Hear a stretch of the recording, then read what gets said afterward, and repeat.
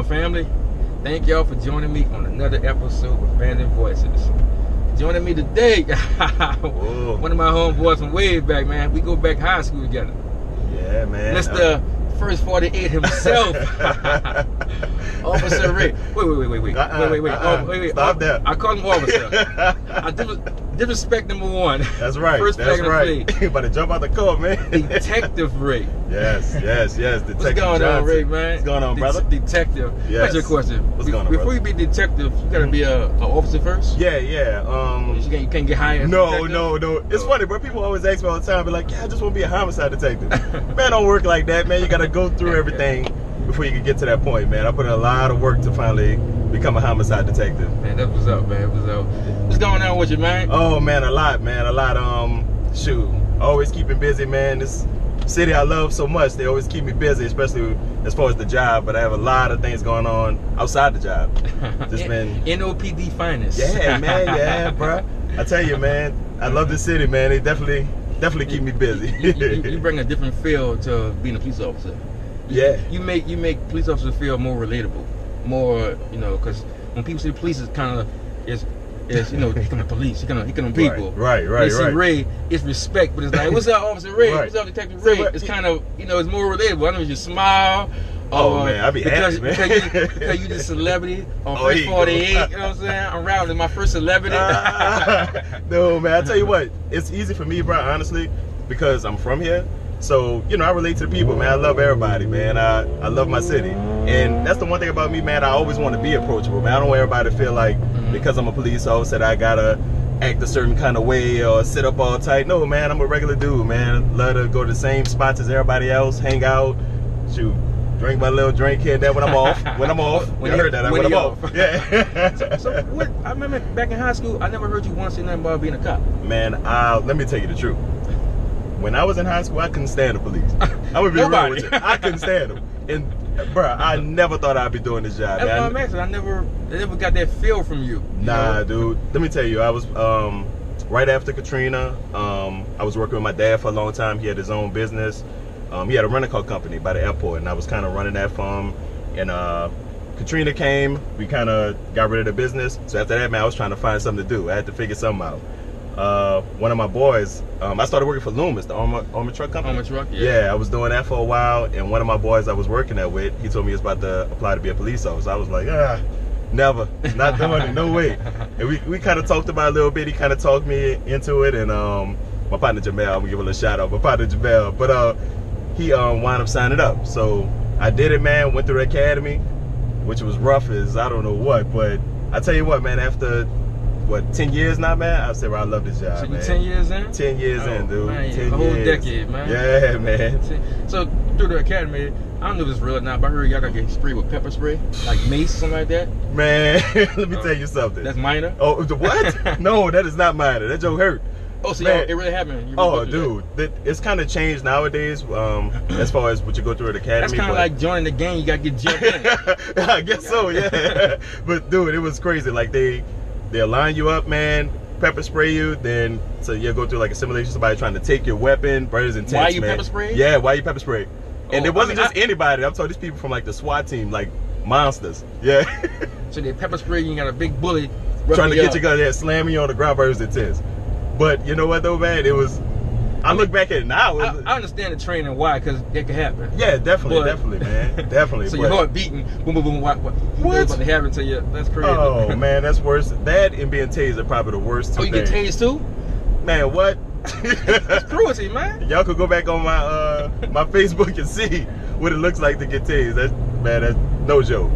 No jokes. Wow, I didn't know you get tased too. Yeah, man, you got to go through it. And I think it's important too, because like, I mean, I understand it, but I didn't know you get tased. Well, yeah, the reason why, because you'll know what it feels like, so you'll know when it's time to tase somebody, right. And it kind of lets you know what it feels like, and how to fight. Exactly. If you ever being tased. Exactly. Well, you know what it feels like. Yeah, I basically. guess. Yeah.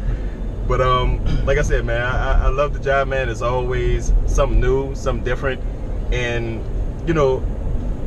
one thing I can say about NOPD, man, this isn't a commercial for NOPD. I'm just saying, most of the officers that that I work with, man, they seem real, they're real approachable, man. And it's like, I don't know if it's just the city or the culture, but like a lot of officers I work with, man, they go to second lines, they do all the regular stuff that everybody else do.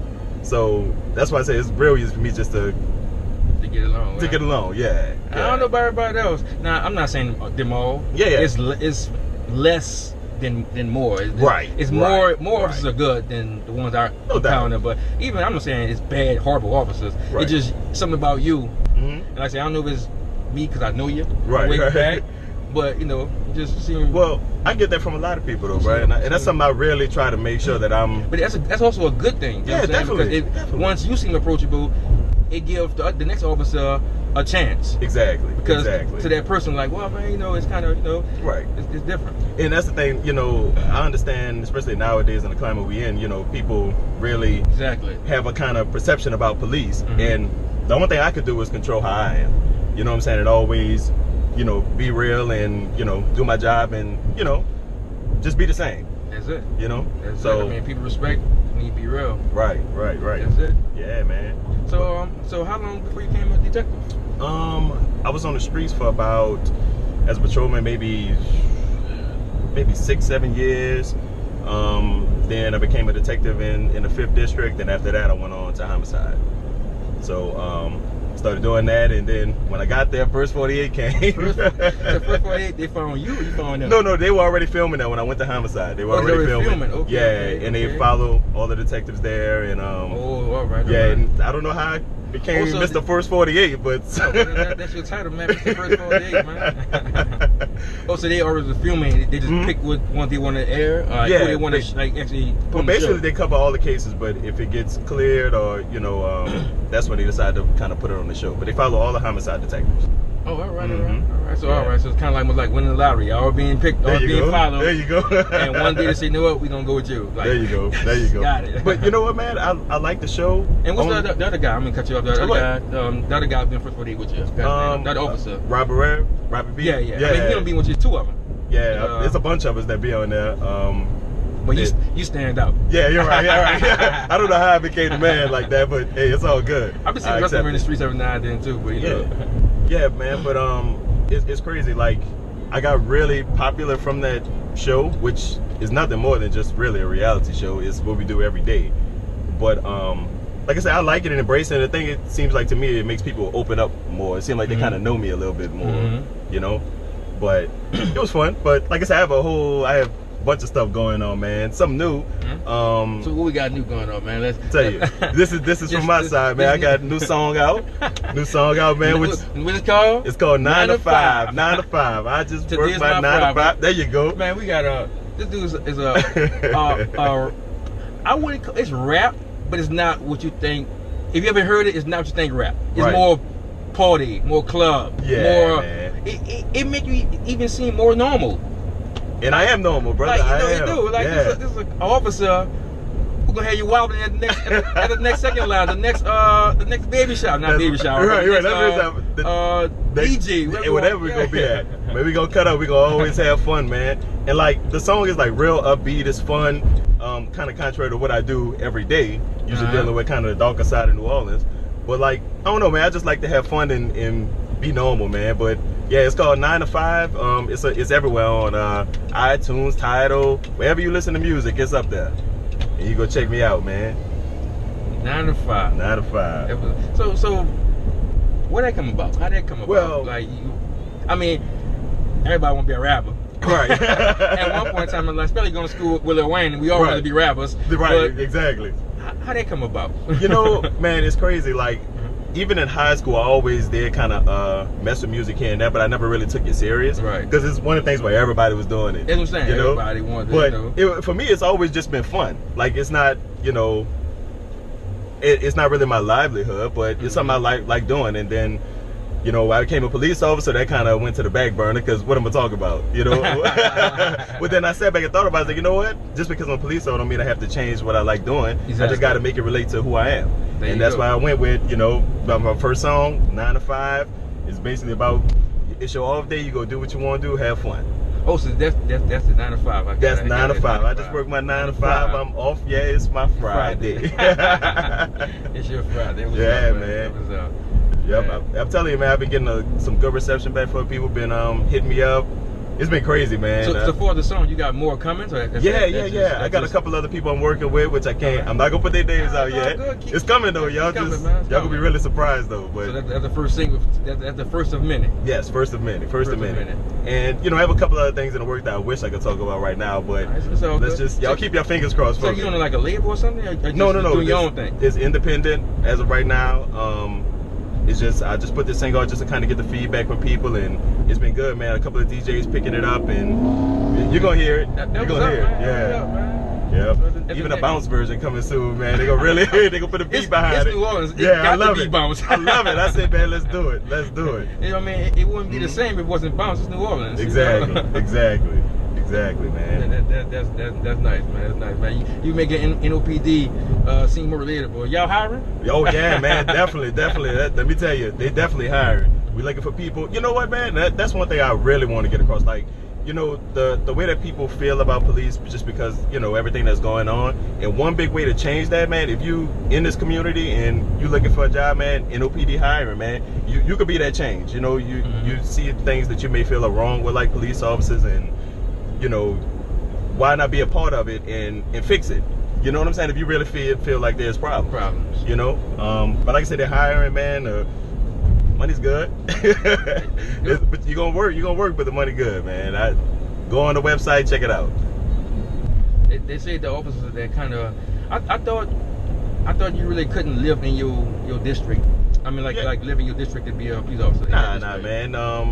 Nah, you could definitely do that, man. You can live right where you work at, man. Oh, I know. See, I thought all the officers had to. I mean, you can live in New Orleans, but you can't live in the district that you work at. Nah, it's not like that. I don't think it should be like that. You should be able to police the community. But I thought it'd be like almost like a bias because, you know, I live here. I know the Joe on the street is my, you know, I grew up in this area, so I'm not going to patrol the same. I'll be more laid back because I grew up in this area. A lot of people That's think why that. I thought you couldn't work in, you know. I live in the area that I patrol. I live in New Orleans, and I investigate homicides in New Orleans. But you know, it's one of those things where you should be able to police where you live at. You know what I'm saying? You should never be in fear of being a police officer because you're doing what's right. You know what I'm saying? And people respect that, and that's why I like with myself. I say I could go to the same places I've always been to because everybody know one thing about me is I don't play. I love my job and I'm serious about it. Right. But you know, I never do anything wrong to disrespect somebody or put them in a bad position like that where it'll have to be a beef between me and them. You know what I'm saying? But it's New Orleans, man. that was up, man. This man is a bounce rapping detective. Entertainer, man. I just like to have fun. I'm a little entertainer. Yeah, I got some other stuff working too. You doing comedy yet? No, not yet. I'm working on it though. I see you be a fool in school. That's why I'm asking you. Hey, man. Oh, you know I was silly, man. That's why I'm asking you. You know, I'm like, they don't be hire this dude, man. I'm like, man, they can hire me. You're right. We hired. So there you go, bro. It's your next profession, man. Come on, you be my partner. No, man. But like. Back in high school, man, I was silly. I still am silly, man. I just like to have fun, dude. Yeah, I'm from New Orleans East, man. Went to Abe. Shout out to Abe, man. Class of 2000. You know, back here to Commodores. That's crazy, man. Just a weird question. You ever pulled over, had to arrest anybody that you kind of grew up with? Like anybody went to school with, anybody just like, dude, don't make me do this, but. You know what I'm saying? I'll tell you what. Come on, Billy, bro. Come on, man. You know, bro. Man, come on, man. You know I know your people, bro. Right. You're making me do something that I want to do, but you got to do your job. I'll tell you what. I definitely have pulled over a couple people that I went to school with that I know. And like I said, I'm the same way. Look, hey, man, I'm Rayell. I never change. Right. You know what I'm saying? I'm not going to get into the outcomes of them. Watch them run their play, then.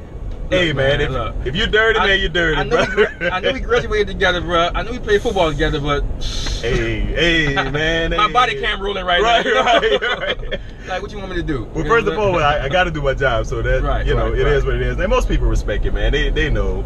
But, you know, they don't give it too much of a hard time. It's happened, though. It's happened. I always come across people. Most of the time, it's been good vibes from them, man. They know I'm fair. I'm the same. If I was out here dirty and you pull me over... I would have to like, man, you know what? That's rigged. Hey, you know, I got to just go down and just bite that one. Just take your lick, bro. Just take your lick. Right. You know, that's it. Yeah, man. But I mean, the city's so small, man. You always run across people like that. That's why I'm asking. I mean, in the East is, you know, small. You know, oh, it is, man. It is. But you know, like I said, even those situations like that, look, this my job, right? It's nothing personal. You know what I'm saying? If I could help you out, I'd definitely do it. You know, I'm not here just to mess over anybody. Right. But at the same time, you know, I'm gonna do my job. You know. You ever ran across any scenes that was, you know, didn't turn out well, and you like went on the scene and there was somebody that you knew? Like, unfortunately, yeah, man. You know, how you deal with that? It's tough, man. I tell you one thing about. I know that the East is small, and we know a lot of people from school that ain't here no more. Right. Yeah. know, yeah. You know. Too many. But it's tough, man, because like I said, I'm from here, so that's happened quite a few times. But even with that, you know, because sometimes I know these people, that kind of helps me as far as like working the case and stuff like that. Like even when it's speaking like family, you know, they really know that I'm really even more invested in it because I knew this person. Exactly. You know what I'm saying? But it's happened. Like I said, I'm from New Orleans, and I don't sit and hide off in the corner, man. I'm in the regular spots, the clubs, well, not really club too much. I don't go to clubs, but you know, like the bars or like out and about. You know what I'm saying? Right. Yeah. So. You say right now you in the 5th district? No, I'm in Homicide. Homicide. Homicide just spread all over. The whole New Orleans, yeah. We have the whole New Orleans. Man. So what? The 5th district, that's on Paris, right? That's the Ninth Ward. Ninth Ward, Back in the Ninth Ward. Yeah, I was back there for a while. Then finally I went on to Homicide, but back there I was investigating shootings and anything where that wasn't a murder. Yep, that was some wild times, man. I tell you. Yeah, man. Them days over with, huh? Oh yeah, man. Yeah. Whew. That Night Ward, man, is no joke. Yeah, man. Unfortunate, man. Yeah. I mean, it's coming around though. It changed. Yeah. New mayor. Yeah, man. New congresswoman. Right. Isn't that exciting? We have a black female man. That's pretty cool, huh? Yeah. Awesome. Man. Yeah. So hopefully, people see her as a mother figure and kind of give her that respect. Yeah, definitely. And sometimes you don't do things because of the simple fact that you don't want to hear mama mouth. Right, you know right. You don't want to not hear mama mouth, but you don't want to hurt mama feelings or upset mama. You know what I'm saying? So if people see her like that, and for some reason she give me that feel. Man, she's approachable too. She is. I saw her one day. But she didn't see me though, because I was crossing paths and she walked behind me. But she was just normal. Yeah, man. Her vibe was just like a normal lady. And I think that's the way it's supposed to be, man. It wasn't all tense. Wasn't bodyguards surrounding her. Exactly. Wasn't no big scene. Right. She was dressed normal. She'll come right up to you and speak too. She was walking and talking and like, wow, I want to turn around, but then a big black dude waved from the street, looking. I ain't want, Yeah, he might have been a police officer, bro. Well, he was with her, but he wasn't up on her. Right. He she had her space, He was standing by the car waiting for the horse for the car. Okay. Okay. Yeah, man. That's exciting, and I'm kind of excited to see where the city gonna go. New Orleans East always kind of, I don't know, man, it hasn't been the same ever since the storm and stuff, It flipped around. It definitely did. Yeah, it did a complete 180. Yeah, but I want to see it get back to, being that thriving community that it was. We used to have the mall when we were younger, go walk through the mall, Six Flags and all that stuff back here. It'd be nice to see, see stuff coming back. But I think we're on the right path, honestly. And it's just me speaking as Rayell, not the the Homicide guy. I'm talking about the Rayell that's from here, from New Orleans. I think once I mean, what you're doing and the way you move, and you way more relatable. I think you definitely getting people more relatable to cops. Yeah. So the more people relatable to cops, the more people will be more relatable to talking and telling things and and seeing things. I mean, this whole no snitching policy, I don't understand it. It's always no snitching until somebody get killed or get robbed. You want everybody to talk. Everybody to say something. But when your people, if not in your house or your backyard, your neighborhood, you would just know. I mean, and the thing is, man, it must be the younger generation. I don't know. Yeah. I'm 36. Well, the thing is, we're the same age, brother. And the thing is, you got to say something, man, especially if you want to see these changes come about. Exactly. And like I said, most of the guys that I work with, man, most of us they just like me, man, approachable. We out here talking to the community and being regular people. So I guess that would bring the change, and more people get out and talk to the community. Definitely. But also, I think sometimes too. I think what I've been noticing, I think sometimes when police officers talk to the community, it's the community talking to. Like, I don't really see officers sometimes like in the deep of the hoods, the hood hoods. Gotcha. I see officers like you might be like on the main streets, you know, but where the hood where it's really going at, I don't really see officers back there. And I think if officers would hang in those areas more, because sometimes when you deep in the hood, your only interaction with the police officers is always bad.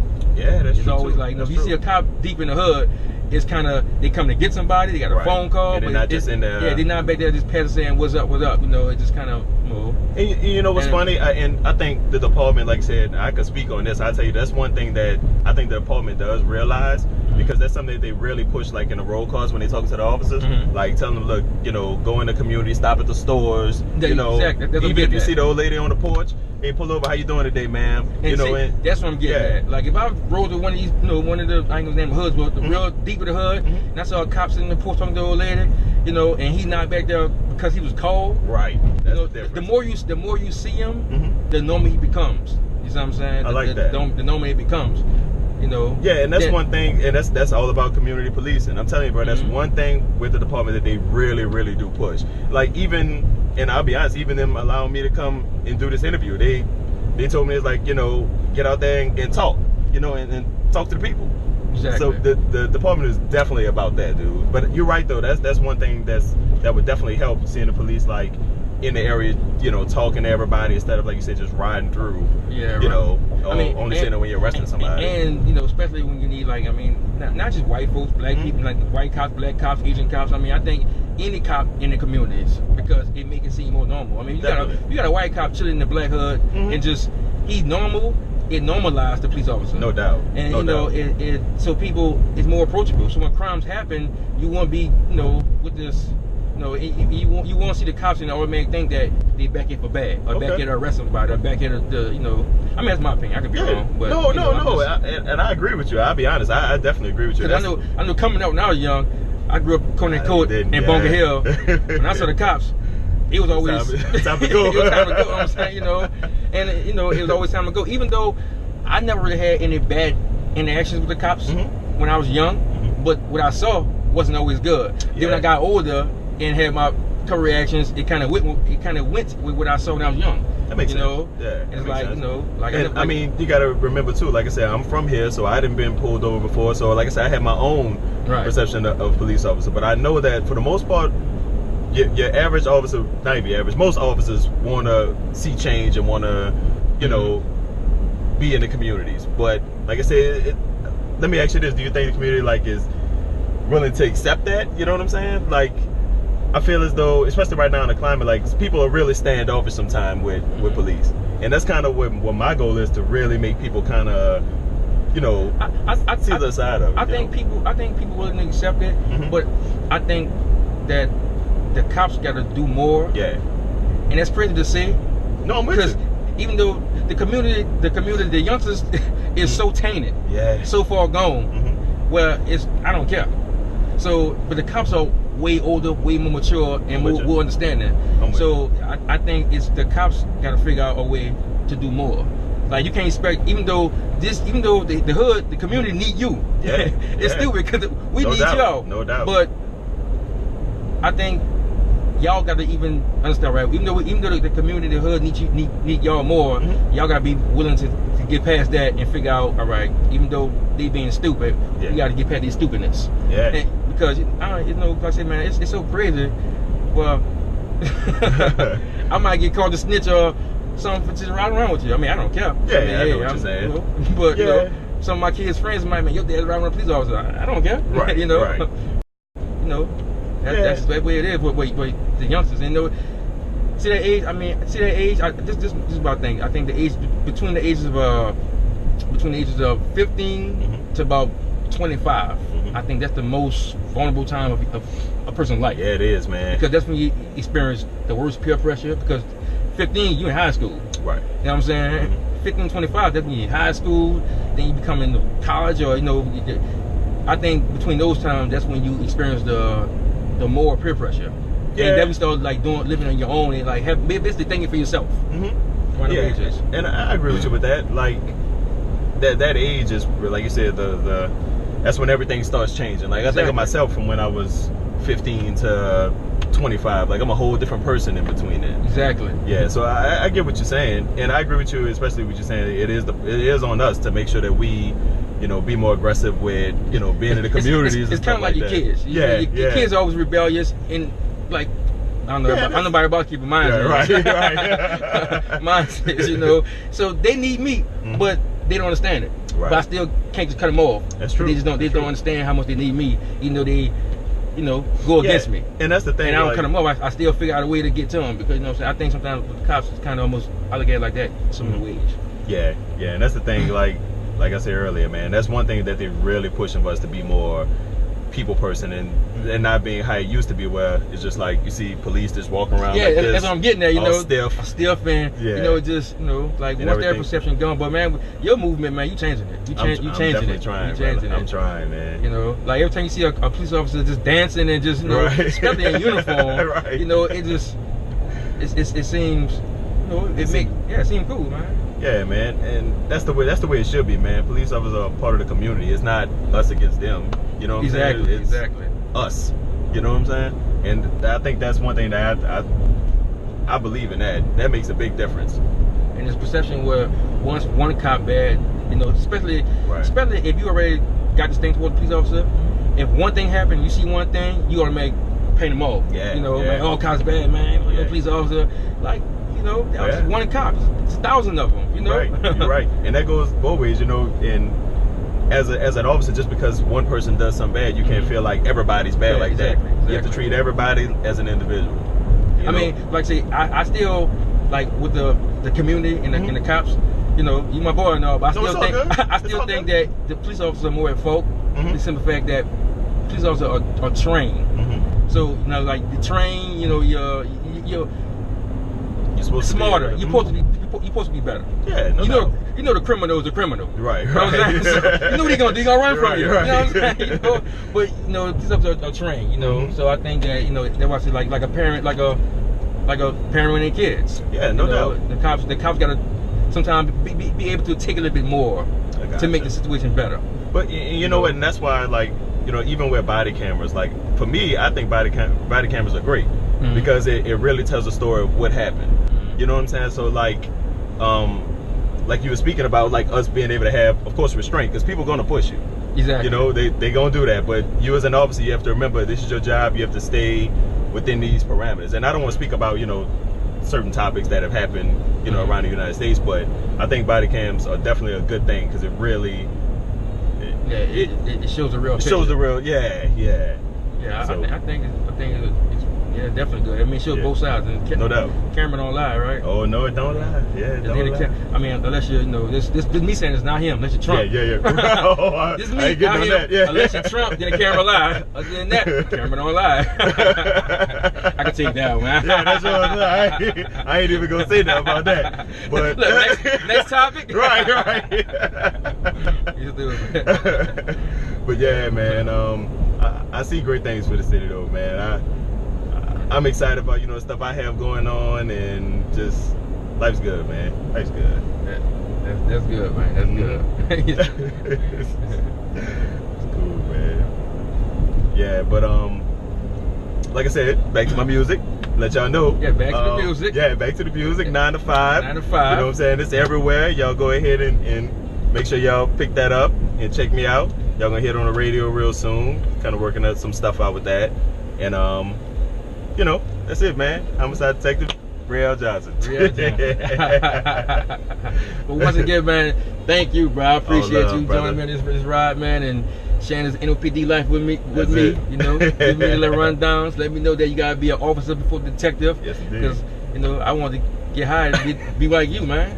Well, come on, man. You gotta start first. I don't want to put the work in. I don't want to get tased. I don't want to get pepper sprayed. I don't want to get gang jumped into the culture. I want to just, you know, start off, you know, like you, man. You know, right. I want to fast forward, you know. Right, get straight to it, huh? Yep. Once again, man, thank you, man. I appreciate it, man. Brother. And that was up, man. Thank you. Bro. Love.